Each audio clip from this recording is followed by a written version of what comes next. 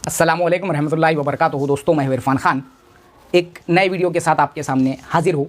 इस वीडियो के शुरू होने से पहले मैं ये बात बताता चलूँ कि शिक्षक भर्ती के अपडेट्स को लेकर जो है हम जल्दी वीडियो अपलोड करूँगा मैं, और जो अपडेट आएंगे इंशाल्लाह जब भी जाहिरात का डिक्लेयर होगा या उससे पहले भी 2-3 पॉइंट्स मेरे दिमाग में है, वो चीज़ मैं आपके सामने लाने की कोशिश करूँगा। जो आपके दिमाग में चल रहा है हर चीज़ को मैं क्लियर करूँगा शिक्षक भर्ती की, और वक्फ बोर्ड की भर्ती की भी सीरीज़ हम कंटिन्यू करेंगे इंशाल्लाह।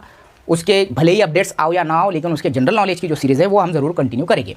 आज के इस वीडियो के ज़रिए मैं आपके सामने पेश करने की कोशिश करूँगा यूजीसी का जो नेट एग्ज़ाम होता है उसके बारे में। जो न्यू कमर्स है, जो वाकई में जो है क्यूरियस है इस एग्ज़ाम के जानने के बारे में, वो ज़रूर ये वीडियो देखे। और ये जो एग्ज़ाम है ये क्या चीज़ है, मैं आपको सब चीज़ें मैं इस वीडियो के ज़रिए समझाने की कोशिश करूँगा। सबसे पहले जो शुरुआत करेंगे हम यूजीसी नेट, ये एग्ज़ाम क्या है।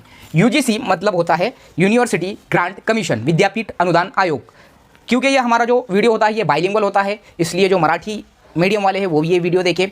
या व्हिडिओद्वारे मी तुम्हाला यूजीसी नेट एक्झाम जे 2023 डिसेंबरमध्ये होणार आहे त्याच्या बाबतीत एक शॉर्टमध्ये पण एकदम सोप्या भाषेत तुम्हाला मी एक्सप्लेन करण्याचा प्रयत्न करणार आहो।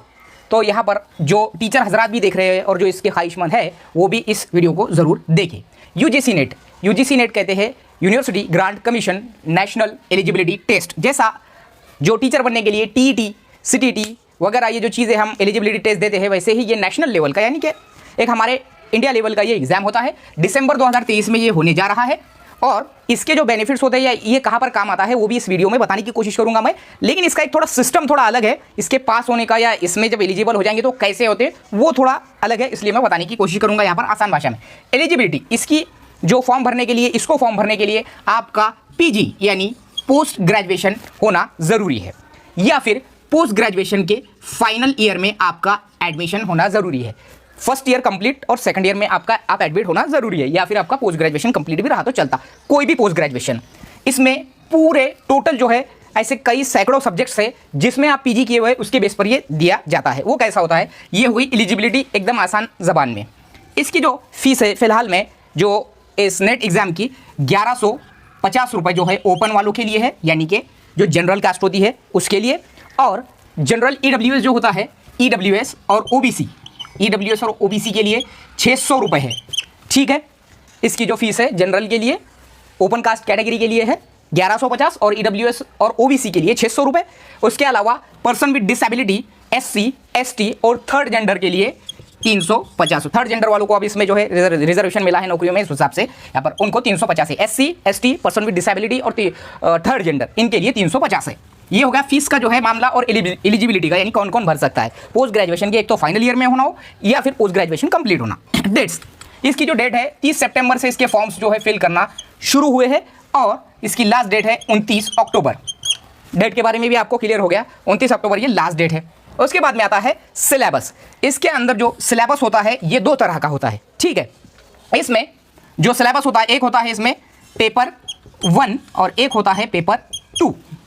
सिलेबस के अंदर जो पेपर 1 होता है इसमें जनरल एबिलिटी, रीजनिंग और उसके अलावा जनरल अवेयरनेस और जो पैडागोजी से रिलेटेड, जिसको बोलेंगे हम एजुकेशन से रिलेटेड, जो टिपिकल टाइप के जो क्वेश्चन होते हैं जिसमें हम बोलते हैं कि बच्चों की नशोनुमा के ऊपर, या फिर उसके पैडागोजिकल जो क्वेश्चन होते हैं ये। इसके अलावा general awareness, general knowledge, mental ability, इस टाइप के सवाल होते हैं पेपर 1 के अंदर 50, और इसके हर सवाल को मार्क होते हैं 2, यानी पेपर 1 का 100 मार्क।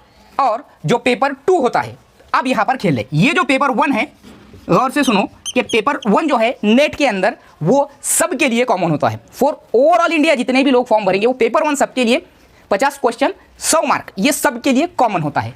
इसके अलावा पेपर 2 की अगर मैं बात करूं, यहाँ है खेल ओरिजिनल। जो तुम्हारा पोस्ट ग्रेजुएशन का सब्जेक्ट होता है वो यहाँ पर जो है डिपेंड करता है पेपर 2 पर।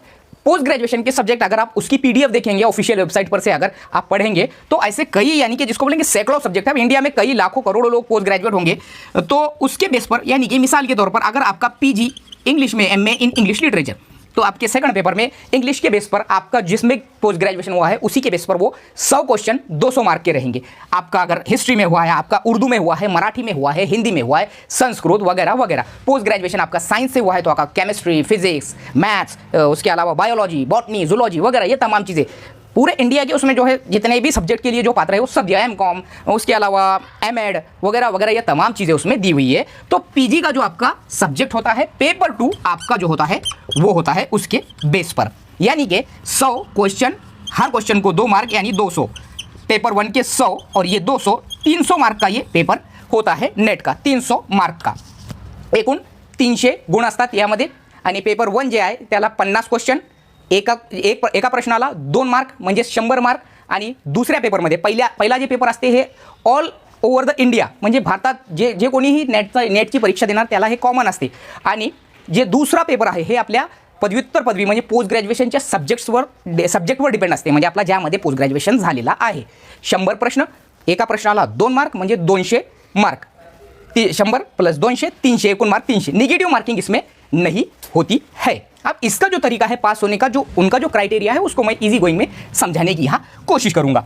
अब एग्जाम पैटर्न यहाँ सिलेबस के बारे में बताया मैंने, जो सिलेबस होता है वो बता दिया। अब एग्जाम पैटर्न जो है इसका वो कैसा होता है, अब जो है यहाँ पर जैसा हम टीईटी सीटीईटी दे देते हैं, बोले 150 में से 90 जिसने ले लिया वो पात्र है, 150 में से 83 जिसने ले लिया वो पात्र है सीटीईटी और टीईटी की अगर मैं बात करूँ तो। यहाँ ऐसा नहीं है, इसका जो पासिंग सिस्टम है वो बड़ा अलग है, यानी कि थोड़ा समझ के बाहर का है। अब यहाँ पर जो है जो भी कैंडिडेट नेट का एग्जाम देता है, जो टीचर हजरात या फिर जो कोई पोस्ट ग्रेजुएशन वाले हैं वो अगर ये देना चाहते हैं तो ज़रूरी एग्जाम दे, मैं इजी गोइंग में समझाने की कोशिश कर रहा हूँ। अब अगर एक जनरल का कैंडिडेट है जिसको हम ओपन कहते हैं, तो ओपन कैटेगरी के लिए जो प्योर ओपन होता है उसके लिए यहाँ पर 40% मार्क, यानी कि 40% अगर वो मार्क्स लेता है, मिसाल के तौर पे अगर जिसको बोलेंगे 300 का 40%, 3 चौक 12, 120 मार्क जनरल वाला। और कास्ट वाला, एनी कास्ट जो होता है जिसको हम बोलेंगे कोई भी अगर अदर देन ओपन है, वो ओबीसी हो, एससी हो, एसटी हो या ओपन को छोड़ के सब, वो 35% अगर मार्क लेता है, ठीक है, 35 दिया 105, यानी कि वो कितने मार्क हो रहे, 300 में से 105, 35% अगर वो लेता है तो ठीक है, यानी कि कोई भी कास्ट ओपन छोड़कर जो भी कैटेगरी होती है अगर वो 105 मार्क अगर वो लेता है, यानी कि 35% अगर वो मार्क लेता है, वो जो भी बने, और जनरल वाला 40% लेता है, तो यहाँ पर इनको रखा जाता है और बाकी सबको आउट कर दिया जाता है। मिसाल के तौर पे एक सिर्फ मैं मिसाल दे रहा, 1 लाख अगर फॉर्म आए, 1 लाख तो नहीं 10-10, 20-20 लाख आते हैं, तो 1 लाख का जो जनरल वाले जो रहेंगे उसमें 40% वालों को साइड में कर दिया जाएगा और कैटेगरी वालों को 35% पर। अब ये पास नहीं काउंट होंगे, सिर्फ 40% और 35% का इन्होंने क्राइटेरिया पास करे, ये पास करार दिए नहीं जाएंगे। अब इसमें से ओवरऑल इंडिया में से जो ओपन में से 40% जो निकले, मिसाल के तौर पर 10 लाख फॉर्म आए जिसमें से 5 लाख ओपन कैटेगरी के लोग हैं। अब ये 5 लाख लोगों में से 40% मार्क लेकर मिसाल के तौर पर 1 लाख लोगों ने पास करे, तो ये 1 लाख लोगों को साइड में कर दिया जाएगा जनरल कैटेगरी के, और 35% लेकर समझो 5 लाख कैटेगरी के आए अदर देन ओपन आए, तो उनको साइड में कर दिया जाएगा कैटेगरी वालों को। 5 लाख में से 35% जो भी रहेंगे, तो ये अलग करके यहाँ पर समझो 2 लाख कैटेगरी वालों ने 35% मार्क्स लेकर उसमें से मार्क्स ले लिए, इनको सिर्फ अलग कर दिया जाएगा। अब जो ये 40% है पूरे इंडिया में ओपन कैटेगरी के जो 40% है, ठीक है, 40% मार्क लेने वाले जो है, यानी 40% मार्क लेके जितने भी लोग, जैसा कि 1 लाख लोग पास हुए, मैंने बोला 1 लाख लोग पास हो गए ओपन कैटेगरी के 40%, इनमें से सिर्फ 6%, इनमें से सिर्फ 6%, यानी 100 में से सिर्फ 6 कैंडिडेट पूरे इंडिया से चुने जाते हैं। यह है नेट क्वालिफाई होने का तरीका, यानी कि नेट पास कब हुए आपने 40% जो है मार्क्स लिए, आप नहीं, सिर्फ आप उसके क्राइटेरिया में बैठ गए।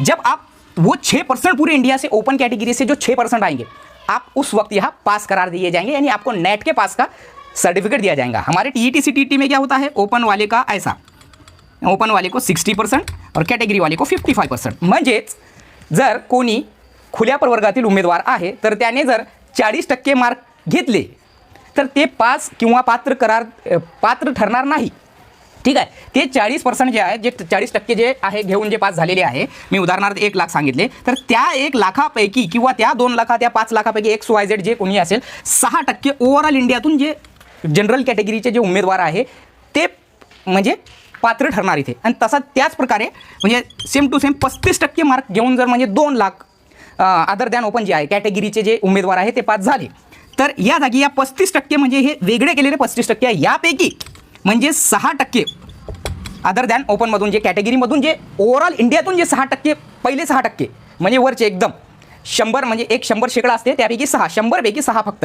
तर ये यानी कि सिर्फ पहले 6% वालों को जो है वहाँ पर चुना जाता है, बाकी आउट कर दिया जाता है। सिर्फ उसका एक क्राइटेरिया होता है, 40% ओपन वाले ने लिया उसको साइड में करके, और 35% मार्क कैटेगरी वाले ने लिया उसको साइड में करके, पहले 6 पूरे ओवरऑल इंडिया से पहले 6%, ओनली 6% जब आते हैं तो वो 6% पात्र होते हैं, यानी कि वो क्या बोलते हैं उसको, वो पास करार दिए जाते हैं, या जिसको हम बोलते हैं ना कि क्वालिफाइड करार दिए जाते हैं, नेट उन्होंने क्वालिफाई कर लिए बोलकर ऐसा उनको बताया जाता है। इसके अलावा इसके बेनिफिट्स, इसके जो बेनिफिट्स है वो JRF जूनियर रिसर्च फेलोशिप जो होती है भारत सरकार की, इसमें ये JRF एक तरह की एक बड़ी स्कॉलरशिप होती है, तो ये मिलती है। लेकिन इसके लिए क्राइटेरिया है, ओपन वाला अगर 30 साल का है तो ही उसको, 30 साल के अंदर है तो ही उसको JRF मिलती है, और अगर कोई कैटेगरी वाला 35 साल के अंदर है तभी उसको JRF मिलती है।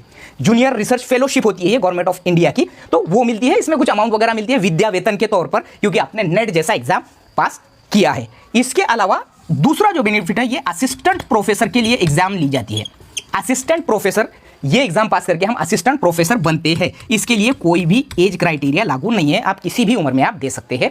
तो नेट पास करके ज्यादातर प्रमाण असिस्टेंट प्रोफेसर के लिए अप्लाई करने वालों का रहता। अब ये जो नेट का एग्जाम क्वालिफाई कर लेते हैं हम, तो इसका एक सर्टिफिकेट मिलता है। ये सर्टिफिकेट के बेस पर वैकेंसीज निकलती है गवर्नमेंट के अंदर, कहीं प्राइवेट के अंदर, XYZ कहीं पे भी असिस्टेंट प्रोफेसर की। तो वहां देखो असिस्टेंट प्रोफेसर की एडवर्टाइजमेंट में नेट क्वालिफाई का जैसा बोला गया जाता है, तो वो यही है। तो असिस्टेंट प्रोफेसर जब ये जाते हैं, फिर वहां पर इसके बेस पर इंटरव्यू होता है, और ये इसके बाद कोई एग्जाम नहीं होता है, डायरेक्ट इंटरव्यू होता है इसके बेस पर, और फिर उस कॉलेज का असिस्टेंट प्रोफेसर बोलकर उनको चांस दिया जाता है। तो ये एक चीज़ है, इसका एक्सपीरियंस अगर लेना चाहे तो बहुत अच्छी चीज़ है मेरी नज़र में, तो लेना चाहे तो आप जरूर ये फॉर्म भर सकते हैं। 30 सितंबर से 29 अक्टूबर तक इसका टाइम है, और मैंने सिस्टमैटिकली हर चीज़ को समझा दिया। मुझे उम्मीद है कि ये वीडियो जरूर समझ में आया होगा। आपके जो न्यू कमर्स है वो मुझे जरूर बताएं कि आपको ये वीडियो कैसा लगा। वीडियो अच्छा लगे तो लाइक, कमेंट और शेयर करो। और जैसे कि हमने बोले कि शिक्षक भर्ती की जो हमारी इन्फॉर्मेशन की सीरीज़ है वो अभी बंद नहीं हुई है, बिल्कुल हम अच्छे से अच्छा वीडियो कंटेंट लाने की कोशिश करेंगे, और वक्फ बोर्ड पर भी अच्छे से अच्छा कंटेंट लाने की कोशिश करेंगे। मिलेंगे अगले वीडियो में। अस्सलामु अलैकुम।